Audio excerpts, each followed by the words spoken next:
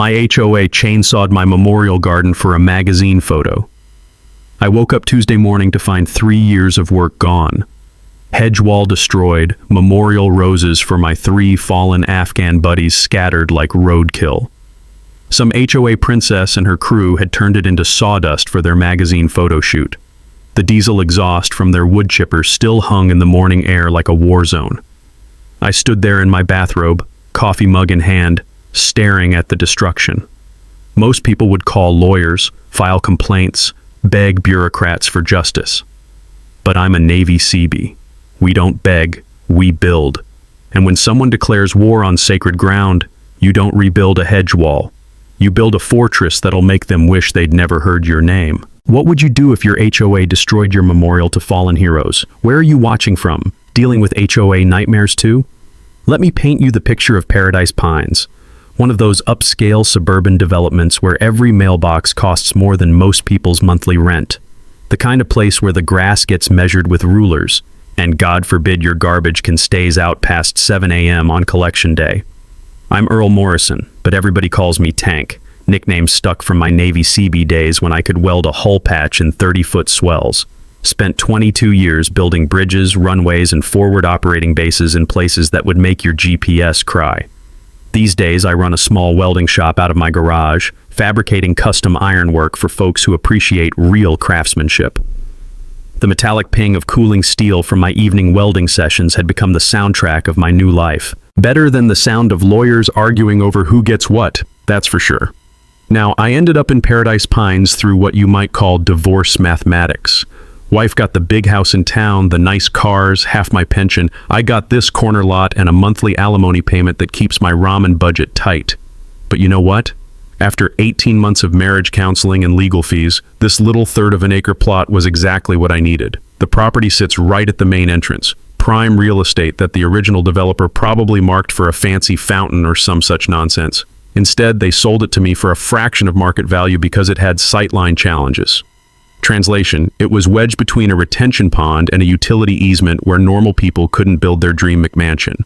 Perfect for a guy who just wanted to be left alone. My morning routine had become sacred, coffee on the front porch, listening to the distant hum of the community's irrigation system, watching the sun rise paint everything golden. Simple pleasures for a guy who'd spent 2 decades in places where sunrise meant checking for incoming mortars. I spent 3 years turning that corner lot into something special. Not fancy. I'm not trying to compete with these folks and their $80,000 landscaping budgets, but honest work. A small workshop, a vegetable garden, and most importantly, a living wall of mixed hedge, privet, holly, and Carolina cherry laurel that I'd babied through 2 drought summers and 1 ice storm that took down half the county's power lines. The earthy smell of compost and fresh mulch from my weekend gardening routine had replaced the scent of diesel and cordite that used to follow me everywhere. Healing, one Saturday morning at a time. Those hedges weren't just plants. They were my first successful growing project since the divorce. See, for 22 years in the Navy, everything I built was steel and concrete, stuff that lasted because it was engineered to last. Plants? Plants require patience, faith that tomorrow's sun will come, belief that small daily efforts add up to something beautiful. Every Saturday morning I'd walk that hedge line with my coffee, checking for new growth, pruning dead branches, just taking inventory. The satisfying click-snip of my pruning shears had become meditation. My neighbors probably thought I was obsessive. Truth was, watching those hedges thrive helped me believe maybe I could thrive too. Enter Genevieve Sterling Cross, HOA Architectural Review Committee Chair and self-appointed guardian of Paradise Pines' visual harmony. Picture every HOA horror story you've heard, then add an interior design degree, a bankruptcy attorney husband, and the kind of smile that makes you check your wallet. Genevieve drives a pearl-white Lexus SUV that's never seen dirt, wears tennis outfits to grocery shop, and has the unique talent of making "how lovely" sound like a death threat. She's also got very specific opinions about which residents fit the community vision and which ones represent transitional demographics. Guess which category includes divorced Navy vets who drive 12-year-old pickup trucks? I should have seen it coming when she started showing up at board meetings with poster board presentations about entrance aesthetics and property value optimization. But I was naive. I figured live and let live. My hedges weren't hurting anybody, and technically my property taxes helped pay for her precious community newsletter. That Tuesday morning changed everything. I woke up at 0630 hours like always, old habits from 2 decades of military reveille. Poured my coffee, stepped onto the front porch, and stopped dead. My hedge wall was gone, not trimmed, not damaged, gone. Chainsawed down to 6-inch stumps with the debris piled into a burn pile like some kind of botanical funeral pyre. 3 guys in Paradise Pines landscaping uniforms were loading the last of my cherry laurel branches into a wood chipper that sounded like a chainsaw having a nervous breakdown. The crew chief, a sunburned guy named Miguel, looked as confused as I felt. "Sorry, sir. We got work order from HOA office. Says emergency removal, sightline violation." He handed me a crumpled work order signed by Genevieve herself. "Remove hedge obstruction at lot 47 for community beautification project."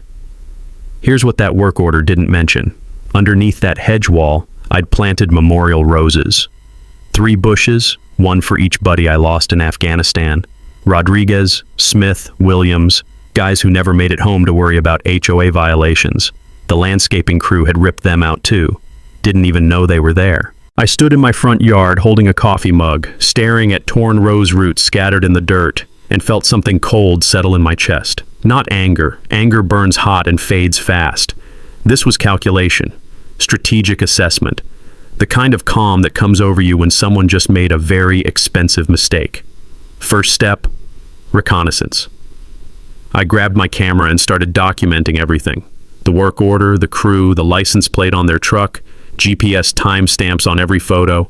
22 years of military training teaches you that wars are won with paperwork as much as firepower. Here's something most people don't know. When documenting property damage, always photograph with GPS timestamps enabled on your phone. Digital evidence with location data holds up better in court than regular photos. Then I called the HOA office, got voicemail, left a message that probably used language inappropriate for a family-friendly story. Next call, Paradise Pines Landscaping.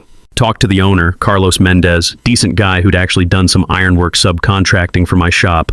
"Man, Tank, I'm sorry. We just follow the work orders. But hey, this one was weird. Rush job, paid cash up front, and the lady seemed real specific about doing it today while you were supposedly out of town."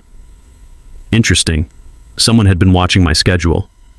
Oh, and Tank, they had a photographer there the whole time. Professional setup, big camera, reflectors, the works. Kept telling us to position the chipper for better angles. That's when the pieces clicked together. This wasn't random HOA enforcement. This was a planned photo shoot, using my property as their backdrop without permission. Destruction of private property for commercial purposes.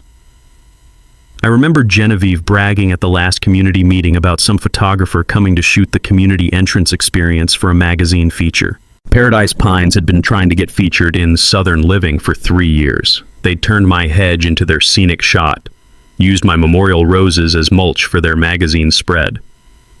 3 days later, the salt in the wound arrived by certified mail. Notice of architectural compliance achievement. They were actually congratulating me for the improvement to my property and suggesting I consider complementary entrance landscaping that aligns with community standards. The letter included a helpful brochure for approved plants, all available through Sterling Cross Design Services, naturally, and a quote for professional installation, $8,500. But the real kicker was the last paragraph. Please note that any unauthorized structures or landscaping installed without Architectural Review Committee approval will be subject to immediate removal and associated fees. That letter told me everything I needed to know. This wasn't about sight lines or community standards. This was about control and profit. Genevieve had destroyed my hedges to create a problem, then positioned herself as the expensive solution. Meanwhile, my insurance company delivered their own bad news. Landscaping and plantings are not covered under standard homeowners policies unless specifically added as a rider. Translation: I was out $3,000 worth of mature plants and 5 years of labor. Time for some strategic intelligence gathering. I started attending HOA board meetings, something I'd avoided for 3 years because life's too short for that kind of bureaucratic theater. Turns out I'd been missing quite a show. Genevieve ran those meetings like her personal kingdom. With a Robert's Rules of Order manual she wielded like a scepter. The sound of her gavel hitting the table had the sharp crack of authority wielded by someone who'd never earned it. But more importantly, I learned about the Paradise Pines Beautification Initiative, a $200,000 project funded by a special assessment that would enhance property values through strategic landscaping improvements. Guess who won the landscaping contract? Sterling Cross Design Services. Guess who owns Sterling Cross Design Services? Genevieve's company. Guess who voted to approve the contract? The same board that approved destroying my hedges. The game was rigged from the start. But here's where my Navy intelligence training paid off. I requested copies of all board meeting minutes from the past year. Public record, can't legally refuse. Buried in the October minutes, I found this gem. Motion to designate Lot 47 as Community Gateway Enhancement Zone for purposes of beautification project coordination. Motion carries 4-1. They'd rezoned my property without notifying me, made it subject to community enhancement without my knowledge or consent. The hedge destruction wasn't vandalism. In their twisted logic, it was legitimate municipal action, except for one small problem. They'd done it in a closed session without public notice, which violated state open meeting laws. Most people don't realize that HOA boards are subject to the same transparency requirements as city councils. Any vote affecting individual property rights must be conducted in open session with advance notice to affected parties. I'd found their first legal vulnerability. 2 weeks later, Genevieve escalated. I came home from the hardware store to find an orange violation notice stapled to my front door. Unapproved storage of building materials in residential zone. The building materials? 6 shipping containers I'd just purchased from a surplus dealer in Jacksonville. They were sitting in my driveway, exactly where the delivery truck had dropped them, waiting for me to figure out where to position them permanently. The violation notice gave me 72 hours to remove the containers or face daily fines of $200. But here's the catch. Moving 6 40-foot shipping containers isn't something you do with a pickup truck and good intentions. Professional transport runs about $400 per container, plus crane rental for placement. Genevieve knew I couldn't afford $2,400 in moving costs on short notice. She was trying to force me into violation status, which would give the HOA legal grounds to place a lien on my property. Instead of moving the containers, I did something unexpected. I called the county building department and applied for a construction permit. "What are you building, sir?" "Architectural landscape screening structure, mixed materials, incorporating recycled shipping containers as structural elements." Turns out, there's no county ordinance against using shipping containers for landscaping purposes, as long as they're properly positioned and don't violate setback requirements. And since my property sits on a corner lot with weird dimensional angles, I had plenty of room to work. But the real genius move? I scheduled the permit inspection for the same day as the HOA's next board meeting. Public notice required. While researching container placement regulations, I discovered something beautiful.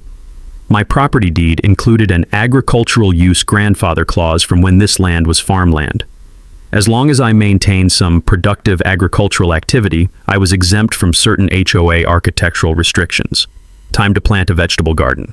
But not just any garden. I designed a permaculture food forest that would require protective structural elements to shield delicate plants from wind and traffic pollution. Elements like, say, strategically positioned shipping containers. The sweet smell of irony was better than any fertilizer. I also learned that shipping containers, when properly anchored, are considered temporary structures under county code, meaning I could position them without permanent foundation work and move them later if needed. Here's a key insight for anyone dealing with HOA overreach. Research your local building codes before making any modifications. Temporary structures often have completely different approval requirements than permanent construction. The plan was forming. Instead of replacing the hedge wall, I'd build something the HOA couldn't destroy. Something that would block their precious sight lines while staying completely within legal boundaries. Most importantly, I'd build something that would make them very, very sorry they'd started this war. At the next board meeting, Genevieve tried to rally support for emergency container removal. She stood at her podium, pointing to enlarged photos of my driveway like she was presenting evidence at a war crimes tribunal. These industrial eyesores represent everything we've worked to prevent in Paradise Pines. Property values, aesthetic harmony, community standards, all threatened by one resident's selfish disregard for our collective vision. The dramatic pause after collective vision was pure theater. You could practically hear the violins. But when she opened the floor for community input, 3 residents stood up with their own stories. Mrs. Peterson from Magnolia Drive, forced to remove her butterfly garden because it wasn't architecturally consistent. Mr. Kim from Oak Street, fined for parking his work van in his own driveway because it was commercial vehicle storage. Dorothy from across the street, cited for hanging laundry outside because it created visual clutter. A pattern was emerging. Genevieve wasn't just targeting me, she was systematically harassing anyone who didn't fit her narrow definition of community standards. The meeting ended with no action taken on my containers, but I could see the wheels turning behind Genevieve's smile. She was planning something bigger. I just had to make sure I was ready when she pulled the trigger. Genevieve's next move was predictably escalatory. She hired Bradford Mitchell and Associates, the kind of attorney firm that specializes in crushing individual property owners with expensive legal process. They sent me a cease and desist letter demanding immediate container removal and threatening litigation for willful property devaluation of surrounding homes. The letterhead alone probably cost more than my monthly grocery budget. But her nuclear option was filing an emergency complaint with the county claiming my containers violated residential aesthetic standards and posed a traffic safety hazard because they blocked driver sight lines. She also contacted the state environmental office claiming I was operating an illegal salvage yard in a residential zone, complete with photos taken from various angles to make 6 neat shipping containers look like a junkyard. The legal pressure was real. Even frivolous lawsuits cost money to defend, and attorneys like Bradford Mitchell don't bill in small numbers. I was looking at potential legal fees that could exceed my annual income. Worse, they'd filed for a temporary restraining order that would freeze any further construction on my property until the courts resolved their complaint. If granted, I couldn't complete the maze or install the final components. Time to play my first major card. I contacted the county environmental office myself and provided copies of something Genevieve didn't know I had, the 1987 buffer zone designation, along with documentation that my containers were environmental screening structures designed to protect the designated natural area from road pollution.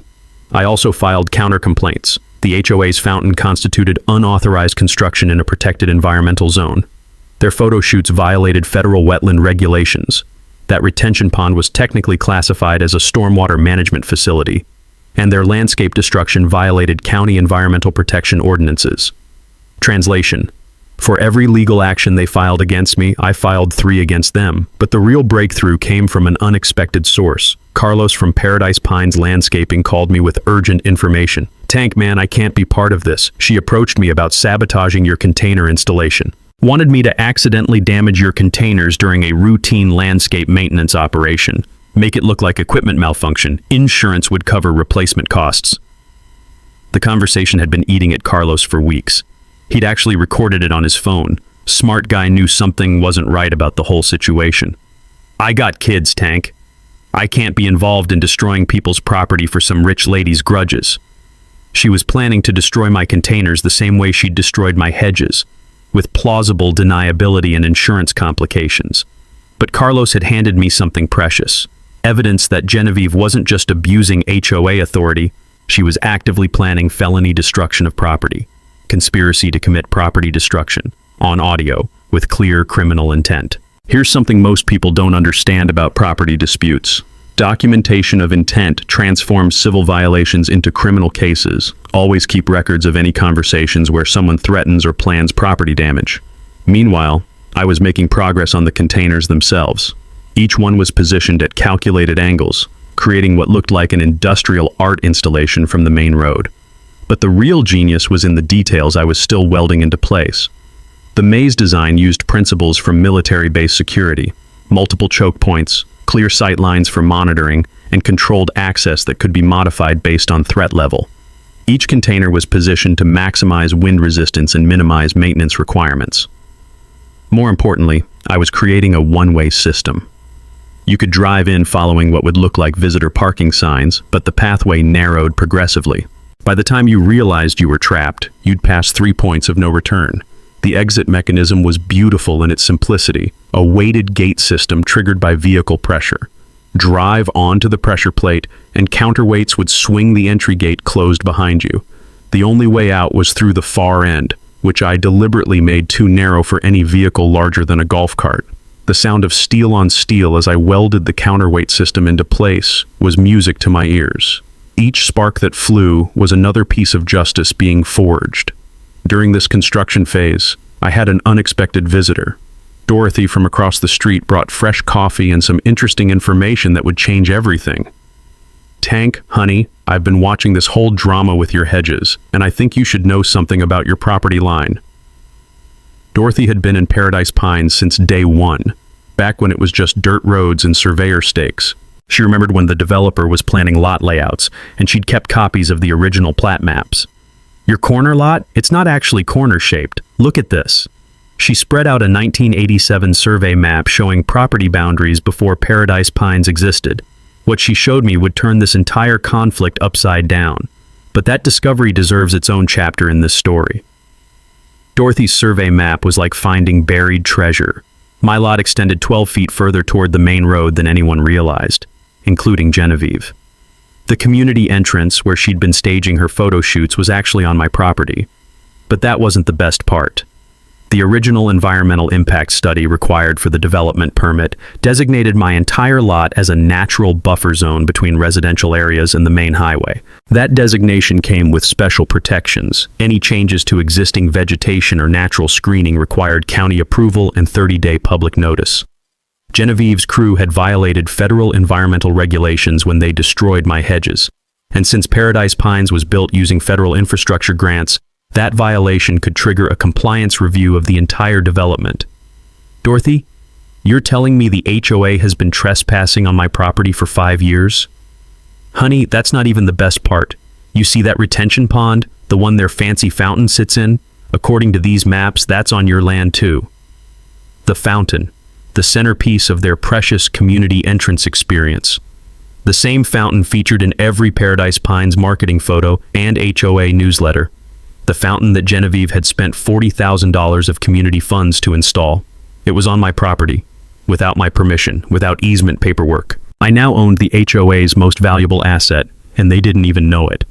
Better yet, as owner of the natural buffer zone, I had legal authority to install appropriate environmental screening structures to protect the area from road pollution and noise. Structures like shipping containers, structures that didn't require HOA approval because they fell under county environmental protection guidelines.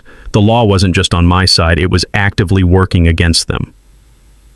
Dorothy pulled out another document, the original development agreement with the county. Paradise Pines had received tax incentives and infrastructure grants based on maintaining natural buffer zones and environmental screening areas throughout the development. Tank, if they'd been violating the environmental protection requirements, the county could revoke their development status and demand repayment of those grants. We're talking about millions of dollars. And the scope of Genevieve's mistake was starting to sink in. She hadn't just destroyed my hedges. She'd potentially jeopardized the legal foundation of the entire development.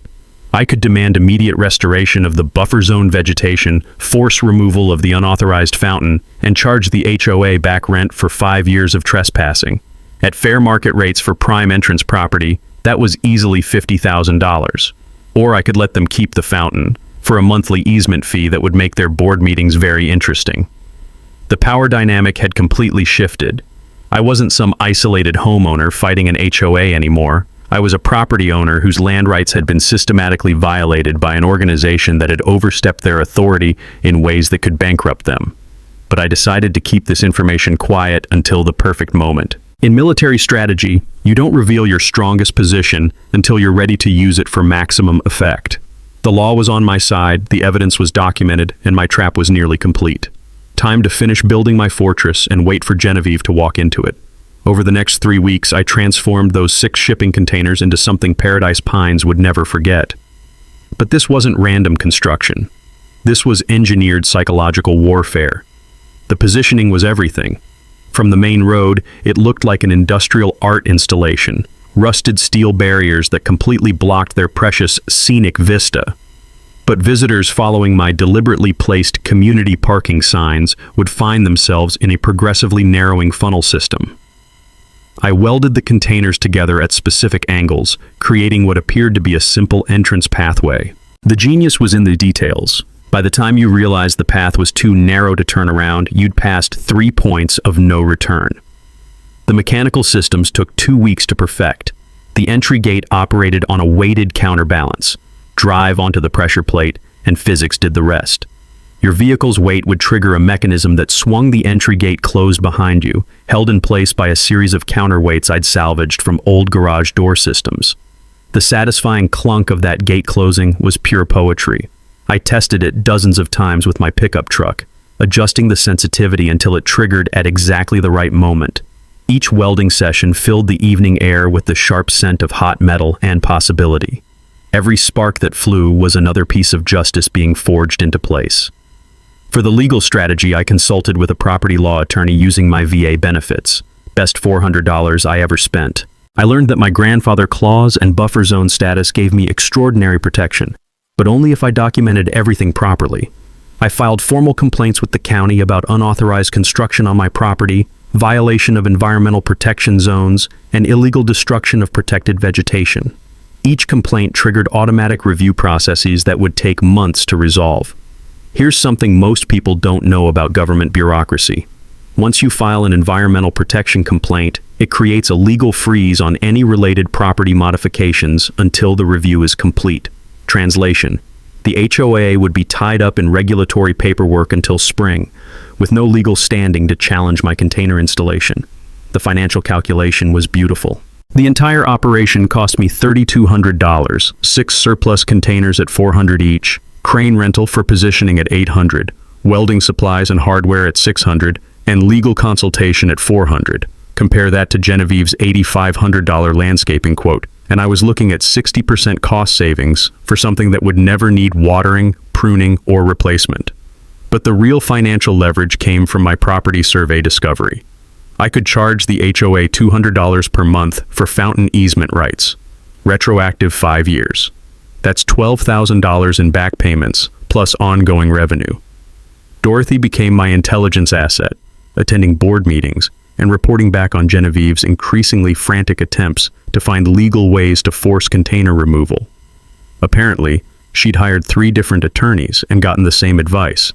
I was operating completely within my rights. 2 other original residents, both dealing with their own HOA harassment, offered support and documentation of similar violation patterns. Mrs. Peterson brought photographs of her destroyed butterfly garden. Mr. Kim provided copies of his commercial vehicle citations for parking his plumbing van in his own driveway. Carlos from Paradise Pines Landscaping quietly provided information about other rush jobs Genevieve had commissioned, including destroying a vegetable garden that violated ornamental landscaping requirements and removing a children's playset that created visual clutter. The pattern was clear: systematic harassment targeting anyone who didn't fit her aesthetic vision. The technical beauty of shipping container construction is that it's modular and reversible. Unlike permanent structures, containers can be repositioned without damaging property or requiring foundation work. This gave me legal protection as a temporary installation while creating the visual impact of a permanent fortress. The maze design incorporated lessons from every forward operating base I'd helped construct: controlled access points, clear sight lines for monitoring, and multiple contingency options. Each container was positioned to maximize wind resistance and minimize maintenance requirements. I spent the final week installing security cameras, technically for agricultural security to protect my vegetable garden, and testing the gate mechanism repeatedly. Everything had to work perfectly on the first try because you don't get a second chance at psychological warfare. The plan was elegant in its simplicity. Let Genevieve drive into the maze during one of her client tours, trigger the trap, and then offer to discuss property easement negotiations while she was literally trapped in my shipping container fortress. The timeline was perfect. The HOA's quarterly meeting was scheduled for December 15th, when they traditionally conducted community tours for prospective buyers. Genevieve always brought her real estate clients through the main entrance to show off the fountain and maintained entrance aesthetics. This time, they'd get a very different kind of tour. Genevieve's desperation was becoming obvious. She filed an emergency county complaint claiming my containers violated residential aesthetic standards and posed a traffic safety hazard because they blocked driver sight lines. She also contacted the state environmental office claiming I was operating an illegal salvage yard in a residential zone, complete with photos taken from various angles to make 6 neat shipping containers look like a post-apocalyptic wasteland. Her photography skills were impressive. She'd managed to capture shadows and angles that made my engineered installation look like a tornado had dropped random debris in my yard. The nuclear option was hiring Bradford, Mitchell & Associates to send me a cease and desist letter threatening litigation for willful property devaluation of surrounding homes. They also filed for a temporary restraining order that would freeze any further construction on my property until the courts resolved their complaint. The legal pressure was real. Even frivolous lawsuits cost money to defend, and attorneys like Bradford Mitchell bill in numbers that would make a defense contractor blush. I was looking at potential legal fees that could exceed my annual income. But here's where my counter strategy paid off. For every legal action they filed against me, I'd already filed 3 against them. Environmental violations, unauthorized construction in protected zones, illegal destruction of federally protected vegetation. I'd turned their legal assault into a bureaucratic nightmare for them. The county environmental office was very interested in my documentation that the HOA had violated buffer zone protections. Turns out, destroying established vegetation in a designated environmental area triggers automatic compliance reviews that can affect an entire development's federal grant status. Then Carlos called with information that changed everything. Tank, I can't keep quiet about this anymore. Genevieve approached me last week about sabotaging your container setup. She wanted me to accidentally damage them during a routine landscape maintenance operation, make it look like equipment malfunction so insurance would cover the replacement costs. My blood ran cold. She was planning to destroy my containers the same way she'd destroyed my hedges, with plausible deniability and financial cover. I recorded the whole conversation on my phone, man. I got kids to think about. I can't be part of destroying people's property for some rich lady's personal vendetta. Carlos had handed me a gift. Audio evidence of conspiracy to commit felony property destruction. This wasn't just HOA overreach anymore. This was criminal intent, documented and prosecutable. She offered me $5,000 in cash to make your containers accidentally get damaged beyond repair. Said it had to look like normal wear and tear from moving heavy equipment around. The recording was crystal clear. Genevieve's voice discussing payment schedules, damage scenarios, and insurance claim procedures. She'd essentially hired Carlos to commit a felony on her behalf. Here's something most property owners don't realize. When someone plans intentional damage to your property, it transforms a civil dispute into a criminal case with much more serious consequences. Documentation is everything. I made copies of Carlos's recording and delivered them to the sheriff's office, the county attorney's office, and my own attorney. Conspiracy to commit property destruction is a felony in most states, carrying potential jail time and automatic disqualification from holding HOA board positions. Meanwhile, something interesting was happening in the community. Dorothy reported that 3 more neighbors had approached her with their own Genevieve horror stories. Apparently, my container installation had given other residents the courage to speak up about their own harassment experiences. Mrs. Patterson from Elm Street, forced to remove solar panels because they weren't architecturally harmonious. Mr. Rodriguez from Pine Avenue, fined repeatedly for having his elderly mother's wheelchair ramp visible from the street. The Johnsons from Maple Court, threatened with liens for growing vegetables in their front yard instead of ornamental plants. The pattern was becoming impossible to ignore. Genevieve wasn't enforcing community standards. She was systematically targeting residents who didn't fit her narrow vision of suburban perfection. Dorothy had been busy organizing these families, documenting their experiences, and preparing a comprehensive complaint to the state HOA Oversight Board. Turns out, systematic harassment based on economic status or lifestyle choices violates federal fair housing regulations. The smell of justice was starting to overpower the scent of Genevieve's expensive perfume. But her final desperate move was the most revealing. She organized an emergency community meeting to rally support against my industrial eyesore and its negative impact on property values. The meeting was scheduled for December 14th, one day before the quarterly board meeting and prospective buyer tours. Perfect timing for my trap. Genevieve stood before a packed community center presenting enlarged photographs of my container installation like evidence in a criminal trial. Her PowerPoint presentation was titled, "Protecting Paradise Pines, When Individual Actions Threaten Community Values." But when she opened the floor for community input, something beautiful happened. One by one, residents stood up to share their own stories of HOA harassment. The meeting she'd organized to destroy me had become a public forum for exposing her systematic abuse of power. The tide was turning. My fortress was complete. The legal groundwork was laid. Time for the final act. Genevieve's final overreach was perfectly orchestrated desperation. She scheduled what she called a property values impact assessment tour for December 15th, bringing 3 prospective real estate clients to prove that my containers hadn't actually affected home values in the community. The irony was delicious. She was literally bringing customers to witness her own downfall. Her plan was transparent. Parade wealthy buyers past my eyesore, document their negative reactions, then use those reactions as evidence in court that my installation was causing measurable financial damage to the community. She'd even hired a professional real estate appraiser to provide expert testimony about the visual impact of industrial structures on residential property values. The whole operation was being documented by a videographer she'd brought from her design company. But I knew something Genevieve didn't. Her tour route would take them directly through my container maze entrance, following the community parking signs I'd strategically placed to funnel traffic exactly where I wanted it. The morning of December 15th dawned crisp and clear. Perfect weather for a reckoning. I positioned myself in a lawn chair on my front porch with a cup of coffee and a clear view of the entrance to my maze. The security cameras I'd installed were recording everything, and Dorothy had discreetly contacted the local news station about a developing HOA story that might interest them.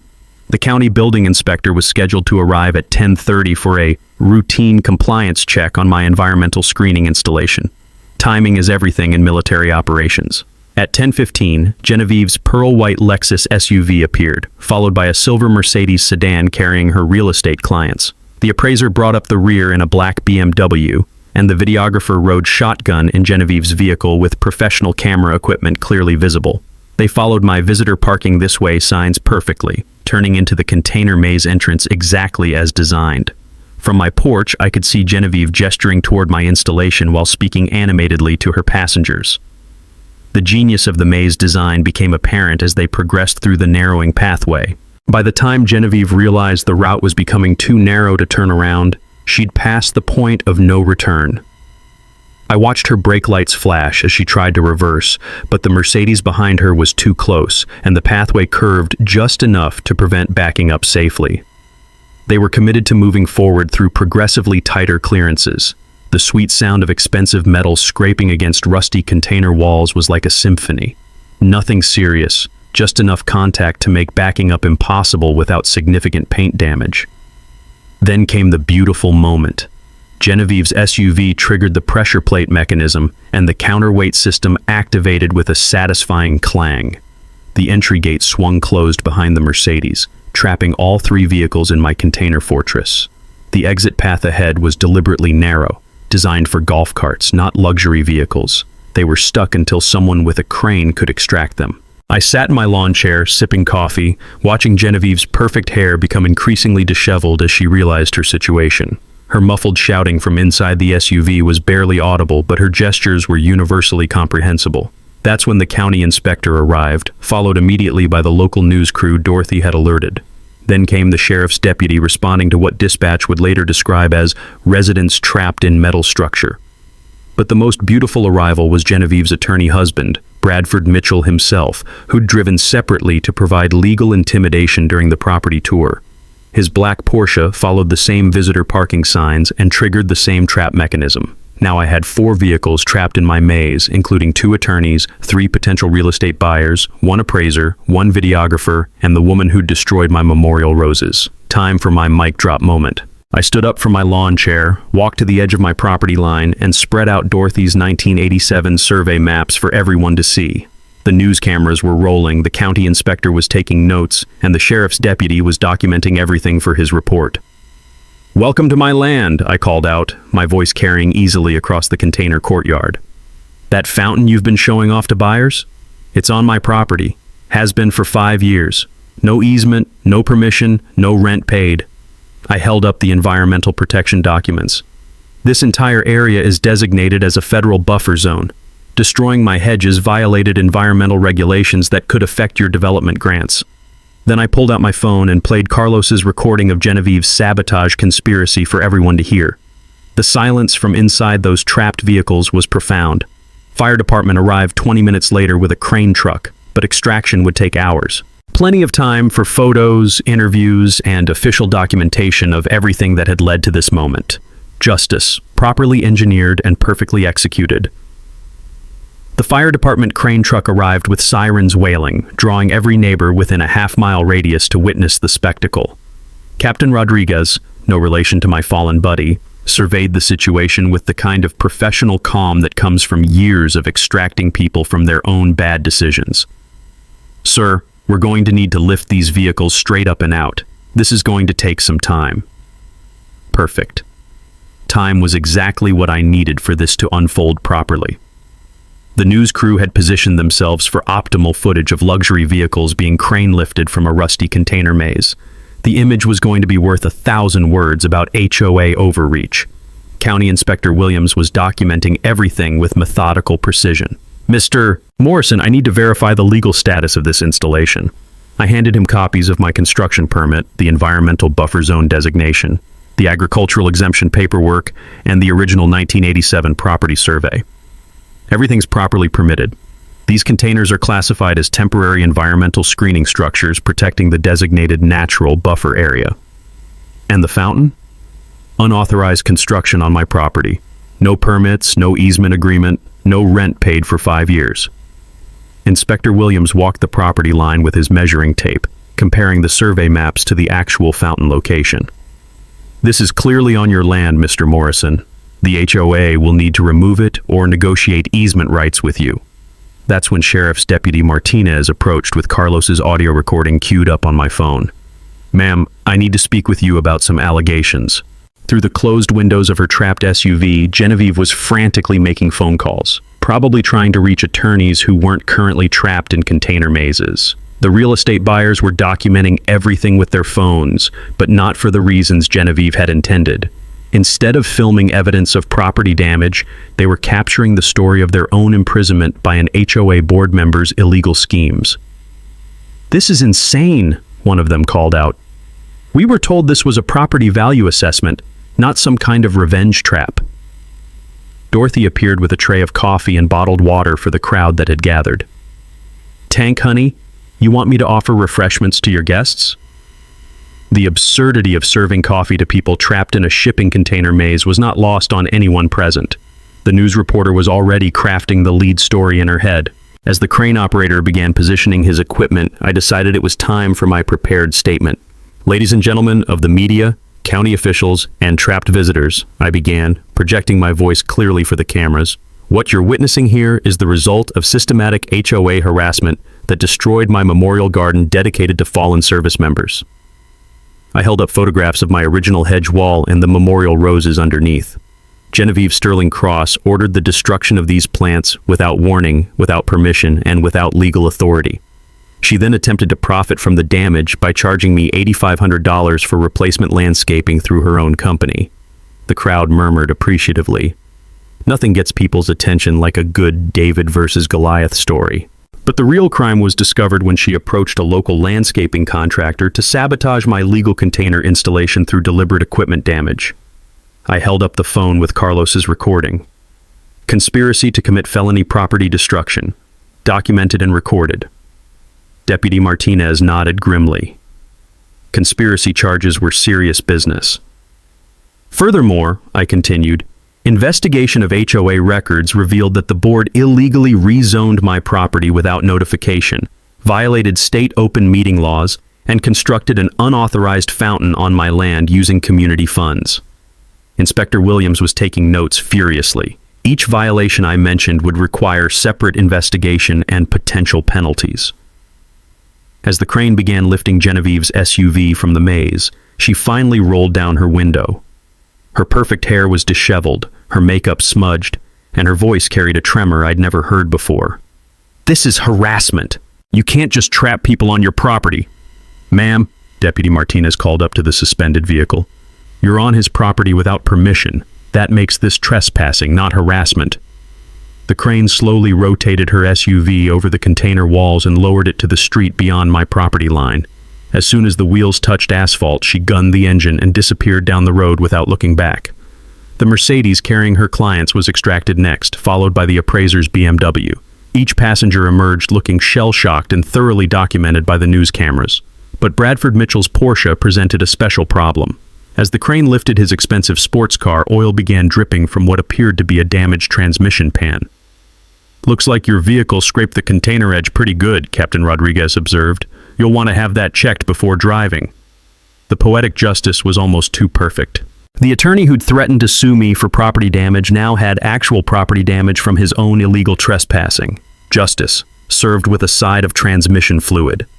The aftermath unfolded like a perfectly executed military operation.